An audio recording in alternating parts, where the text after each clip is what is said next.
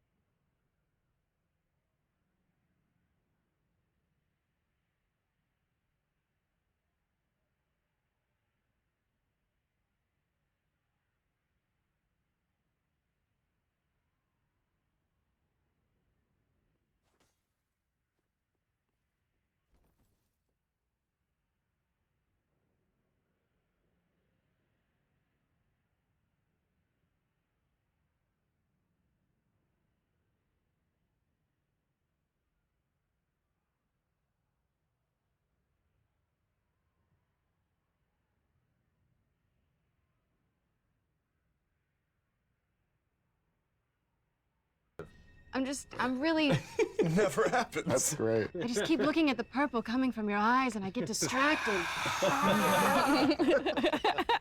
All right, so Calder, DuPont, and Grog, as you guys approach, you see in the center of this ruin, elevated beyond the rest of the swamp water, there appears to be a large stone platform, a table, much like this, that seems to have on top of it a series of small trinkets and bone shards. Sacrificial? It appears to have something of some sort of sacrificial nature to it. There is relatively fresh blood, meaning probably over the past 2 or 3 days. You can go and make an investigation check to truly ascertain the nature of how long it's been there. And +4. Okay, so what's the total on that? 11. 11. It's hard to really get the nature of how long it's been there. You gather it's been probably a few days. You can't tell if it's human or not. But regardless, as you approach the table, the moonlight seems to slowly wither, and the room goes very, very dark around you, to the point where it's pitch dark. I don't like it. I go into a rage. Already? Yeah, I don't like the dark. Should I light a torch? Yes. Yeah. Good idea. Yeah. So as you're all here lost in the have darkness, all of a sudden, DuPont, you light the torch. It bursts, but it seems like the darkness is constricting it. You're still getting light, but it's very low. Well, that's not good. Like the night air is trying to Can we strangle hear it. anything around us? Is there anybody's voices or? As you take a moment to take this in, the silence hits and you hear this whispering beginning to surround you, directionless. It has no real source, but it is enough to grow louder and louder to instill a lot of you with fear. Can I grab our tag along and yell at her, "Where have you taken us?" As you look for her, you do not see her around you. The darkness is too constrained at dark. this point. You hear a voice come out from the darkness upon the other side of the ritual table you're standing at. We're all gonna die.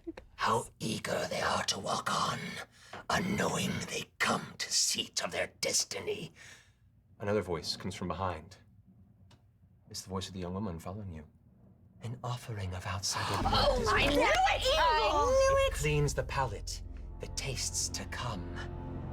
Shall we begin the next offering, dear sister? Yes, we shall. And the woman steps out of the darkness, her head turned to the side, and you see her form shimmer. And behind it, you see her flesh extend as her arms grow overly long, her form large and hunched, this disgusting-looking swamp hag-like vision. As she looks forward and cackles, a second one of the same type physical presence steps on the opposite side of the ritual table, surrounding you. Winch Hunter, it seems you've come to your final bout. What do you want to do? Ooh, I like this. Attack! As your sword now still curling with flame behind you, you trail, you rush towards the first tag immediately before you. Go ahead and make a round of attacks. So 17? 17 hits, It's roll a second hit? attack. Yeah, it does.